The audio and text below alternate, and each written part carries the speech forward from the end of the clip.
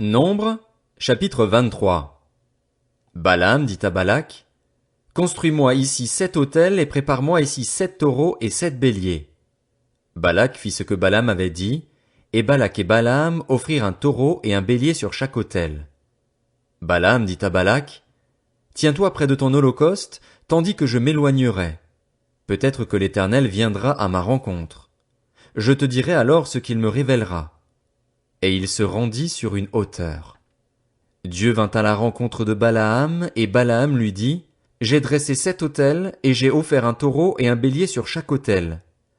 L'Éternel mit des paroles dans la bouche de Balaam et lui dit, retourne vers Balak et transmets-lui ce message. Balaam retourna vers Balak, celui-ci se tenait près de son holocauste avec tous les chefs de Moab. Balaam prononça son oracle. Balak m'a fait descendre d'Aram, le roi de Moab m'a fait descendre des montagnes de l'Orient. Viens, maudis Jacob pour moi. Viens, irrite-toi contre Israël. Comment pourrais-je maudire celui que Dieu n'a pas maudit? Comment pourrais-je être irrité quand l'Éternel n'est pas irrité? Je le vois du sommet des rochers, je le contemple du haut des collines. C'est un peuple qui habite à part et qui ne fait pas partie des nations. Qui peut compter la poussière de Jacob et dire à quel nombre correspond le quart d'Israël? Que je meure de la mort des justes et que ma fin soit semblable à la leur. Balak dit à Balaam, que m'as-tu fait? Je t'ai engagé pour maudire mon ennemi et voici que tu le bénis. Il répondit, ne veillerai-je pas à dire ce que l'Éternel met dans ma bouche? Balak lui dit, viens donc avec moi à un autre endroit d'où tu le verras. Tu n'en verras qu'une partie, tu ne le verras pas dans son entier, et de là maudis-le pour moi. Balak conduisit Balaam au champ de Tsophim, sur le sommet du Pisga. Il construisit 7 autels et offrit un taureau et un bélier sur chaque autel. Balaam dit à Balak, tiens-toi ici, près de ton holocauste, tandis que j'irai à la rencontre de Dieu. L'Éternel vint à la rencontre de Balaam. Il mit des paroles dans sa bouche et lui dit, retourne vers Balak et transmets ce message. Balaam retourna vers Balak, celui-ci se tenait près de son holocauste avec les chefs de Moab. Balak lui demanda, qu'est-ce que l'Éternel a dit? Balaam prononça son oracle. Lève-toi, Balak, écoute. Prête-moi l'oreille, fils de Tsippor. Dieu n'est pas un homme pour mentir, ni le fils d'un homme pour revenir sur sa décision.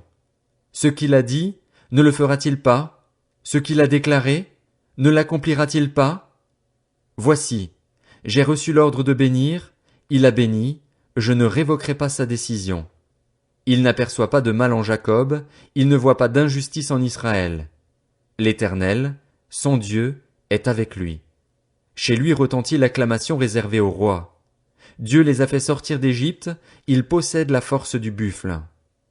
La magie ne peut rien contre Jacob, ni la divination contre Israël. Au moment fixé, on dit à Jacob et à Israël ce que Dieu a fait. C'est un peuple qui se lève comme une lionne et qui se dresse comme un lion.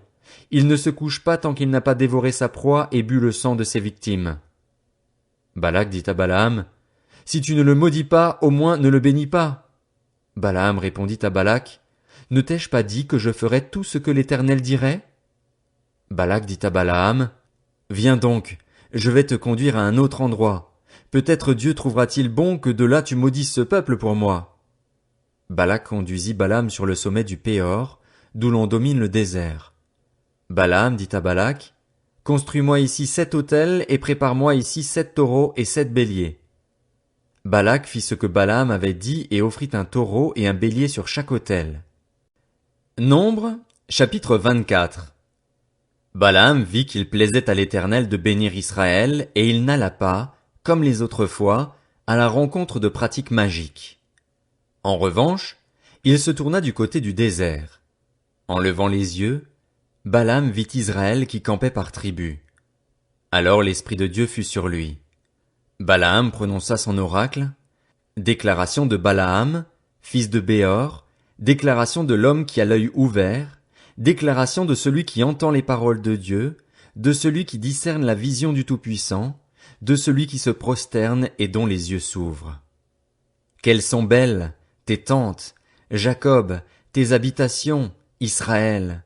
Elles s'étendent comme des vallées, comme des jardins près d'un fleuve, comme des aloès que l'Éternel a plantés, comme des cèdres le long de l'eau. L'eau déborde de ses seaux et sa semence est abondamment arrosée.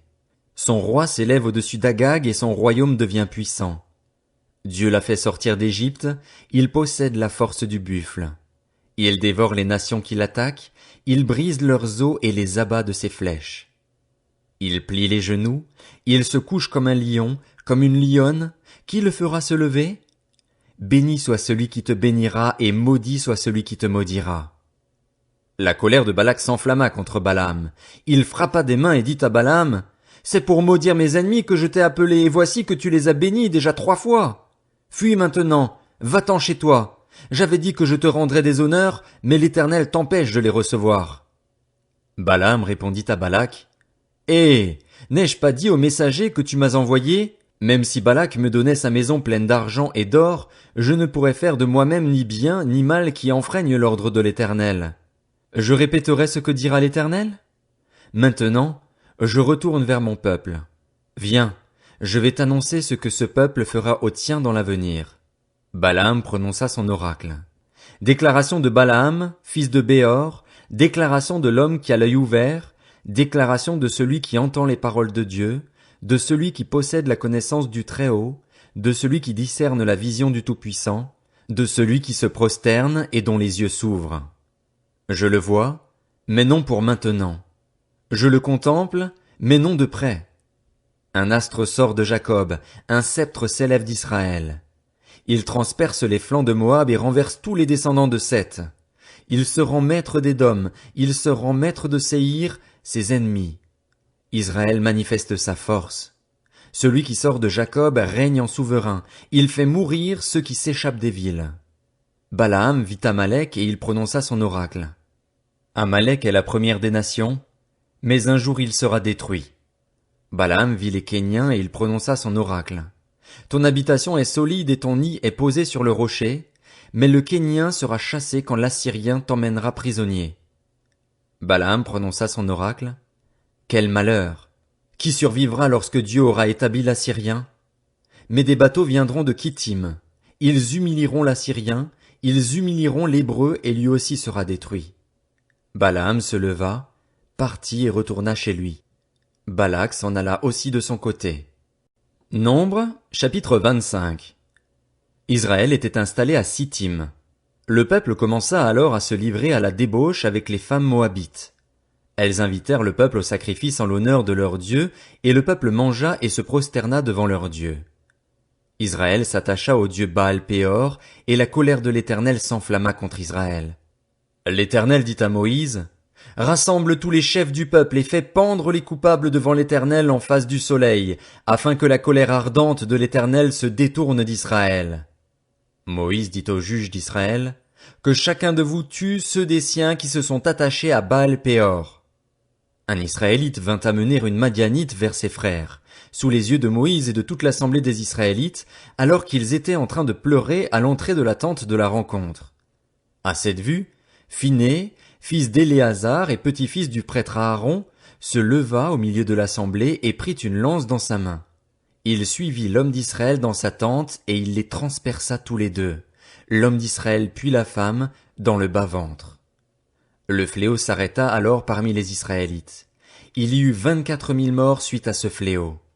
L'Éternel dit à Moïse, « Phiné, fils d'Éléazar et petit-fils du prêtre Aaron, a détourné ma fureur des Israélites, parce qu'il a été animé de mon zèle au milieu d'eux.